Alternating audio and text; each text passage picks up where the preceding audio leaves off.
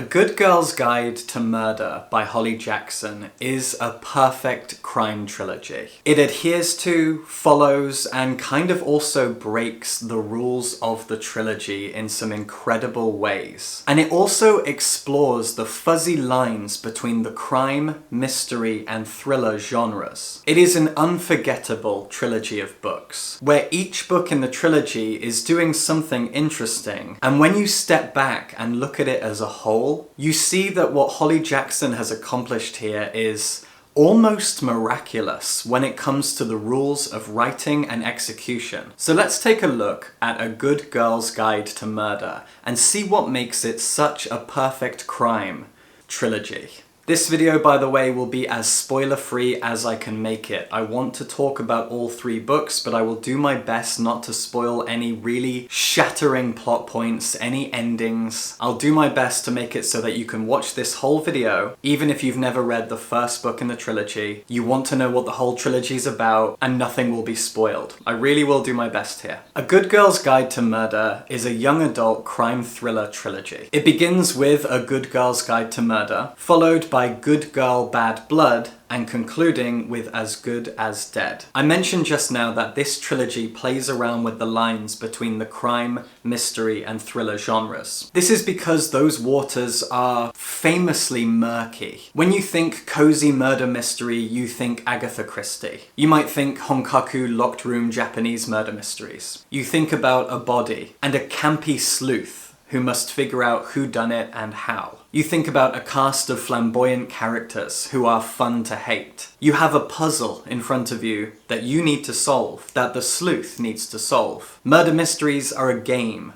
a really fun and colourful game. Thrillers, on the other hand, combine elements of the murder mystery with elements of the horror genre. Quite often our protagonist is not a sleuth, but rather a victim. Someone who is wrapped up in a crime. Someone who is at risk. Someone who is in danger. Someone whose safety is not guaranteed. Typically, in a murder mystery, everyone's safe, except for the victim. Thrillers also have a mystery element. There might be a killer, you don't know who they are and what they're capable of, and usually we're following a victim. This is the horror element.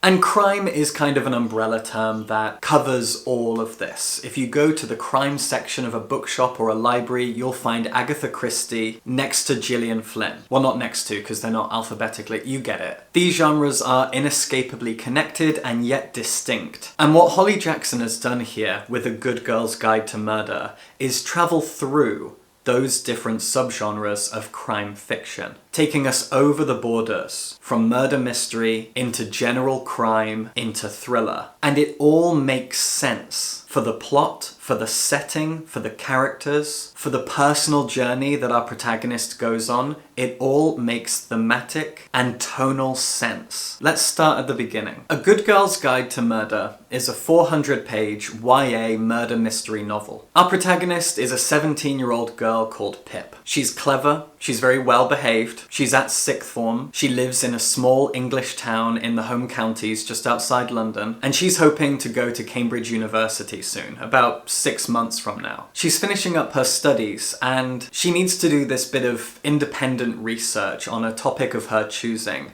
And the topic she selects is a local murder case that never sat right with her. 5 years ago, a girl called Andy Bell disappeared. Andy was around the age that Pip is now. She vanished. And a few days later, her boyfriend, Sal Singh, confessed to the murder of Andy Bell in a text message to his dad. And then Sal was found dead. The case was closed. Sal did it. He then took his own life, and that's the end of it. Even though Andy's body was never found. None of this has sat right with Pip for all these years. She opens up this case. She pokes around, and we follow her doing some independent sleuthing. Tonally, this is a crime novel. It is a murder mystery, but it's also a little bit grittier than what you'd expect from an Agatha Christie or a Seishi Yokomizo story. Pip is not Sherlock Holmes. There aren't any ridiculously theatrical characters in this story, and that's what grounds it a little bit more. But it's still a murder mystery. It's still a whodunit, but it's also a what did they even do? Because we don't actually know what happened to Andy. Technically, she's missing. Presumed dead, but that's not enough. And so Pip actually kind of recruits Sal's younger brother, Ravi. Ravi and his parents have had a very difficult time this past 5 years. They are shunned by the rest of the community because their eldest son supposedly killed his girlfriend. But did he? Pip asks Ravi to help her actually complete this case. And this is kind of the beginning of a theme that grows and grows throughout this trilogy. Pip's distrust of the police and of the justice system. The justice system is upheld by rules and regulations and laws and procedure, and so much of it doesn't work. Pip knows that at the age of 17.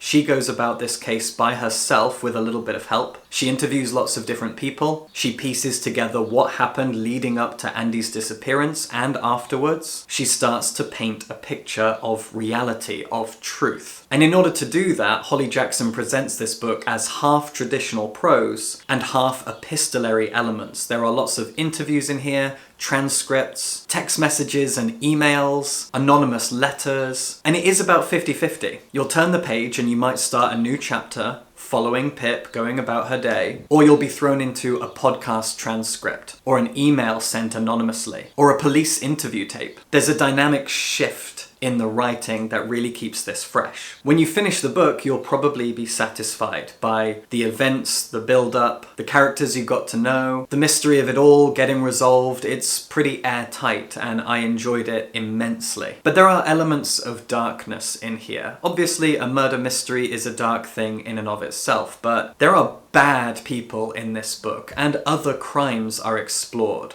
House parties play a large role in this. There is a rich local boy who throws house parties. His name is Max, and he's a bad guy. In some ways, he's the villain of the whole trilogy. In this first book, Max is a side note, an extra thread, a side quest. Pip learns things about Max, and Max will grow and grow and grow as the series goes on. The second book in the trilogy is Good Girl, Bad Blood. There's a kind of twee theme to the titles that continues, and I enjoy it. Without me spoiling the events of the first book, the second one opens with Pip having retired her hunting cap.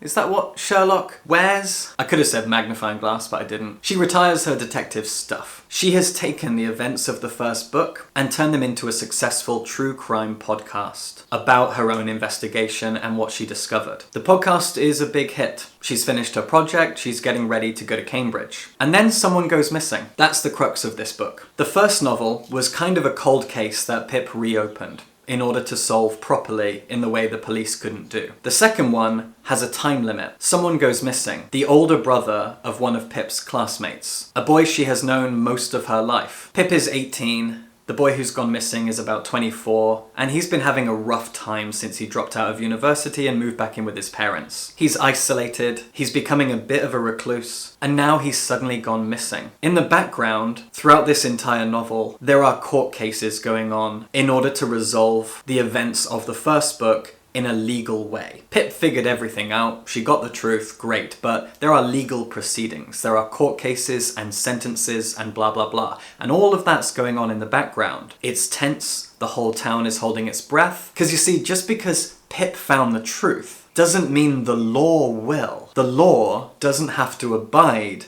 by the truth. And that is such a fundamental element to this trilogy. What Pip found might not lead to justice. And Pip's relationship to justice, as I've said, deteriorates throughout this book. And so while Pip is trying to solve a missing persons case, which is a race against the clock, because every minute this person isn't found, the statistical likelihood that they're dead goes up. And during all of that, there are trials. There are news reports about these trials. Pip has one ear and one eye on the crime she's trying to solve, and the others on these trials, hoping that the truth she discovered will be agreed upon by a jury of her peers. She has no hand in this, in the legal justice of things. And we all know how it should turn out. There are multiple cases that have gone to court, and we know how it should play out, but will it play out that way? That in itself is stressful. But this boy Jamie is missing. Pip immediately goes to the police. She knows exactly how all of this works. She has learned the laws force. She has learned the procedures as well as any cop would. She goes to the police, she explains the situation, and the police don't want to help. They know who Jamie is, they know he's ran away before, they know he's unreliable, they know he's emotionally fragile, and they say he'll turn up. So in the first book, Pip fixes a crime that the police failed to do properly. In the second book, she has to conduct a criminal investigation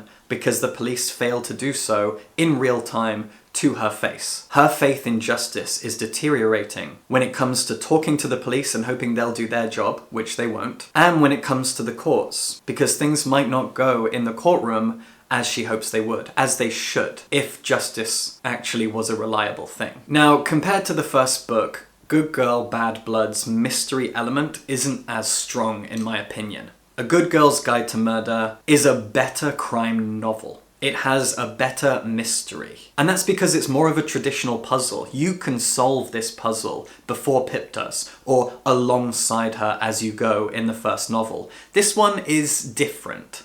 She is chasing something, and that something isn't overly compelling. It's not a puzzle to solve, because here is the transition between murder mystery and thriller. In this book, Pip is solving a crime as it happens. She is racing against the clock, she is stressed, bad things are happening, her life is changing around her, her faith is slowly dropping. It's intensely exciting. Which brings us to As Good as Dead, the resolution of this whole trilogy. Or maybe saga is a better word. Again, without spoiling anything that happened in the first two books, this time Pip is in danger. Everything she has done in the first two books, the crimes she has solved, the people she's saved, the liberation, the justice, all of it has painted a target on her back. She is not safe anymore. She's in the public eye, she's making podcasts, she's saving people, and for all of that, she's suddenly a target, suddenly a potential victim. The structure of As Good as Dead is a weird thing. It has a 3-act structure, but the second act, which traditionally is the longest act in a story, is the shortest one here. The first act is a very, very slow build-up. Pip is being stalked, and she has evidence of that. Someone is sending her tweets and anonymous messages. Strange etchings are being left on her family's driveway in chalk. She finds dead pigeons just outside their house, and her mum says, well, it was probably a neighbour's cat. But Pip does some digging, and she finds that these little things that she's piecing together match up to a serial killer case that was put to bed a few years ago. The killer was found, tried, and sent to prison. But we've seen that happen before. Pip reaches out to the mother of the killer because she never believed her son did it, and Pip is starting to wonder the same because she might be his 6th victim. The second act of the book is something I can't talk about. It is a shocking collection of chapters where something truly horrifying happens, but when I say that this book is a thriller, I really mean it. And in the third act, the entire script